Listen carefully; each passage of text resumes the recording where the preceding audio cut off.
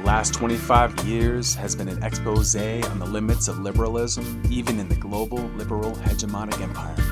We begin to see the fissures created by the contradictions of a system who bases freedom and democracy solely within the limits of political rights. But things don't have to be this way at all. There have been so many combinations of societies, and I think we have so much technology and wealth. How can we not make a better present with a little creativity? We are surrounded by choices that we should all be making.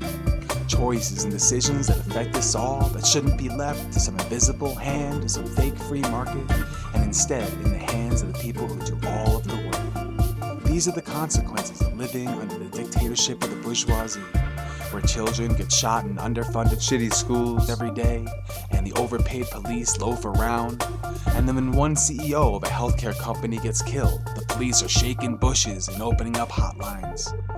From the land speculators to the slave owners to the capitalist oligarchs of today, which is why we advocate for economic freedom, because without it, economic power accumulates the same way political power does, through violence, coercion, and the backs of everyday working people. What I find the hardest to believe, though, is that there was a point after World War II where there was that reflection on status quo. Why did Albert Einstein write the paper titled Why Socialism as late as 1949? Here's a quote from it that bears witness from one of the smartest humans we've ever known. The real purpose of socialism is precisely to overcome and advance beyond the predatory phase of human development. What would make such a smart man question capitalism? We all know our government has lied to us millions of times about so many things, large and small. Is it incomprehensible that they could have lied to you about capitalism? My brain detaches and I imagine a world where we use technology to reduce the work we all need to do, where robots and AI taking jobs is a benefit to society and not an existential threat, where we spend our finite capacity on making sure people have the basics, creating a floor for everyone. Real freedom is the ability to pursue your interests without worrying about starving or basic health, where you can create, build, and be a part of a community and make it better. One where you are attached to the results of what you create and the benefits aren't given to some rich man thousands of miles away. Where we train more healthcare workers, teachers, EMS, doctors, childcare workers than we need and pay them well. Pay them like we actually value them instead of allowing Wall Street to extract all of their value. Where we don't need finance and speculation, where we value things of more importance, where schools are overfunded instead of military and police, where you and your loved ones don't have to work every second of the day, don't have to rush around just to perform the needed social reproduction day after day, where we get to enjoy our children and our parents and grandparents, where we can set down our work and not be on call 24 hours a day and 7 days a week just to make sure the profit wheel doesn't stop grinding for a millisecond.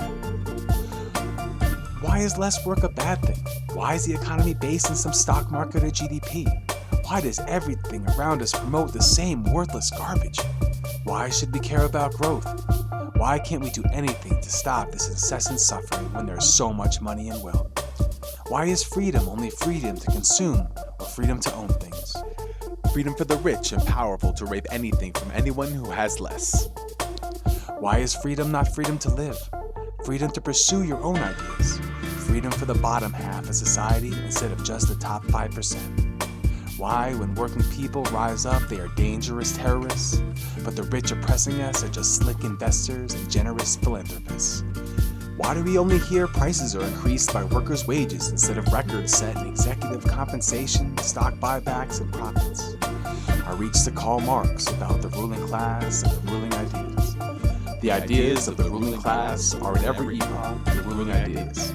The class, which is the ruling material force of society, is at the same time its ruling intellectual force. Like the class, which has the means of material production at its disposal, has control at the same time over the means of mental production, so that thereby, generally speaking, the ideas of those who lack the means of mental production are subject to it. The ruling ideas are nothing more than the ideal expression the dominant material relationships grasp as ideas.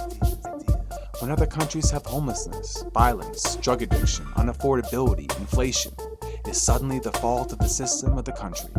But here in the heart of global capitalism, it somehow is never discussed or critiqued or allowed to be. Silly, It's those individuals' problems, not capitalism for some reason. If some family was toiling under communism, you're damn right we'd be analyzing the systemic conditions they're in. What makes our economic system so special? The answer is nothing. America is just like every metropole in history, and as the super profits dry up and the elite overproduction continues to crumble our empire from within, how is this facade still holding up?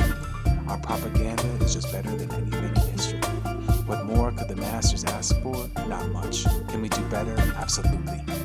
As I disconnect from reality and try to find what the point of all this we call life, is it to live to work, to toil to make as much profit as possible?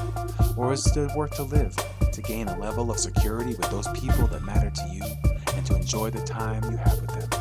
I would rather tell my children to explore what makes them happy and end up on the street together with them than have them feel the emptiness, the vapid isolation or pointlessness of dedicating every day of your life to slaving for some capitalist profit. Is this the final configuration of humanity? Where did we go so wrong? What made us think that this consumerist, short-term, profit-driven world is the ideal end state? Is this anything next? Or is capitalist dystopia the only option after capitalist realism? What do you think? Take your time. For now, I want to read from a prominent philosopher in my life to enjoy what is left of now. We get to feel the sand between our toes, snow adrift in silence against the blue-black sky, see our children laugh riotously for the first time at a joke we've heard 1,000 times, hear a piece of music that makes our chest quiver and our throats close, see how sunlight grows a tree 100 feet tall and understand the science behind it, see a curve of human flesh that makes our stomachs suddenly tighten, see the impossible gleam of adoration in our dog's eyes, catch a hurting loved one in a hug that keeps them on their feet in their darkest moment, share a simple joke with a brother that would take a volume of writing to explain to a stranger, sit in awe at how impossibly good the first bite of pizza tastes, and so on and so on. There is so much to fight for. Let's ride out together. Love, peace, and all workers unite. Lil Shitty's out.